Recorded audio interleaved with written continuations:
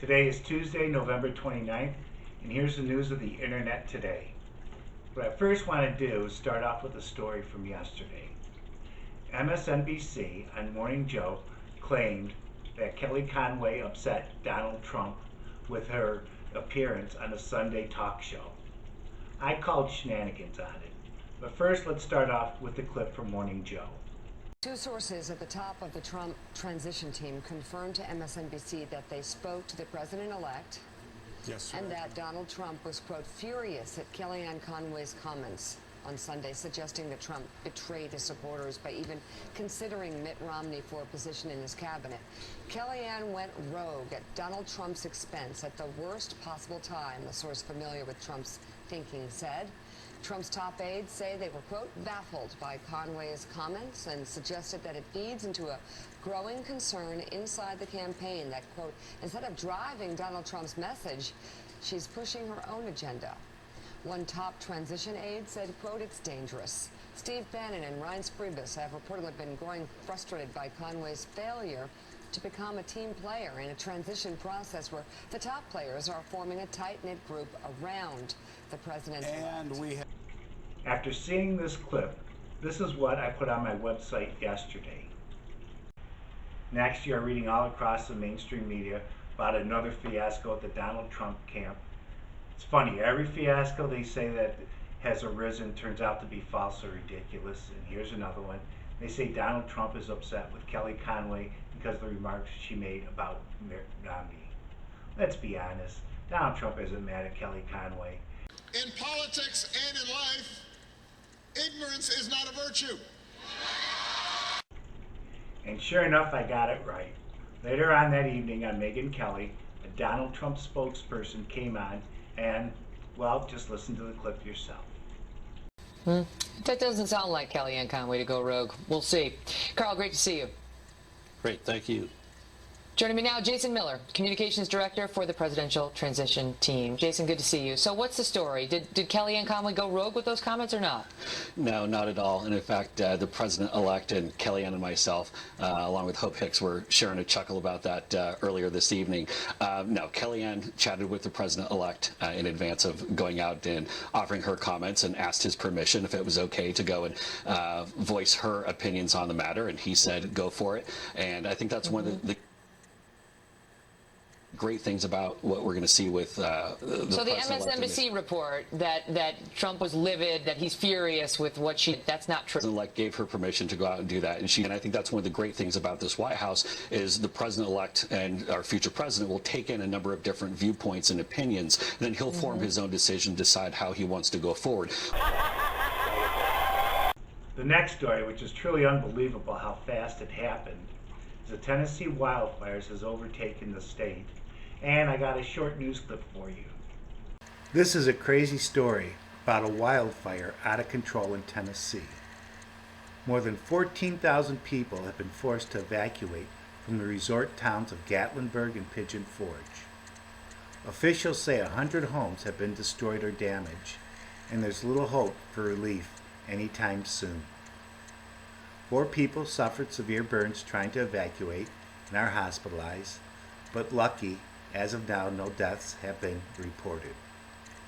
Westgate's Resorts is a 16-story hotel, and every cabin at Black Bear Falls is believed to have been destroyed.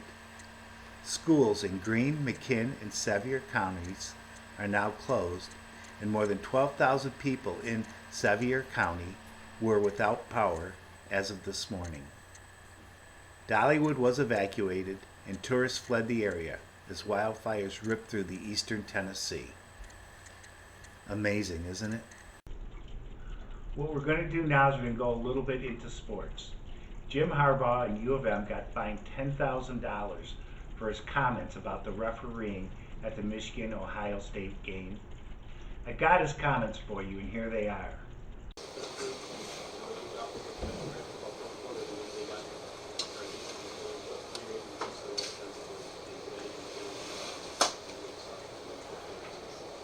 Yeah, man, I thought we were doing a heck of a job. They got a guest interference call. A guest. The ball was uncatchable, past the receiver when when our guy Delano Hill made contact.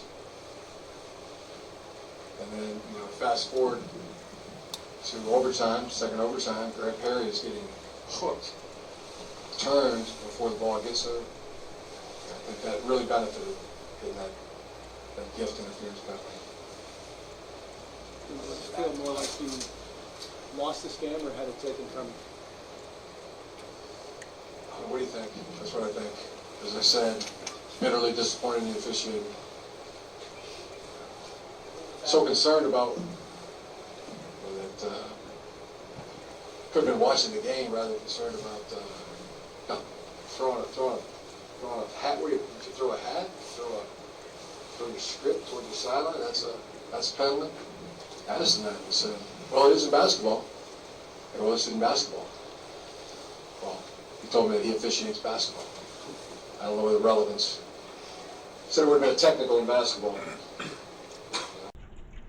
If you saw the game, you really couldn't argue too much with Jim Harbaugh. He was spot on. It really was a horribly officiated game that many of the calls went against him, so I don't blame him. Finally, we get down to my favorite segment, which is the strange and funny stories on the internet today. Did you ever hear that old saying, he sings like a canary? Well, watch this clip, and maybe it's not such a bad saying after all.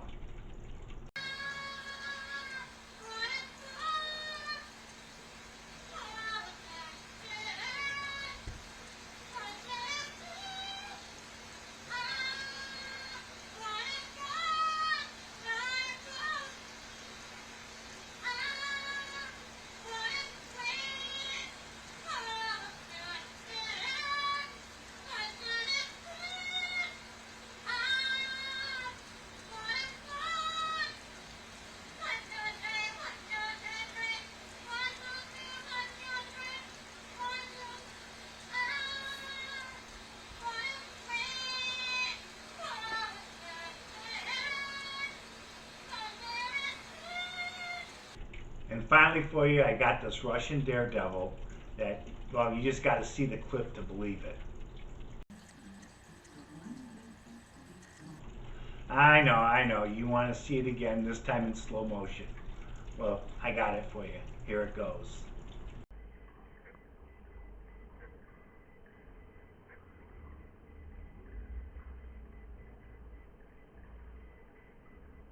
Well, thanks for tuning into my channel, and these are the internet stories of the day that I found interesting, and I hope you can visit me tomorrow. Have a great day.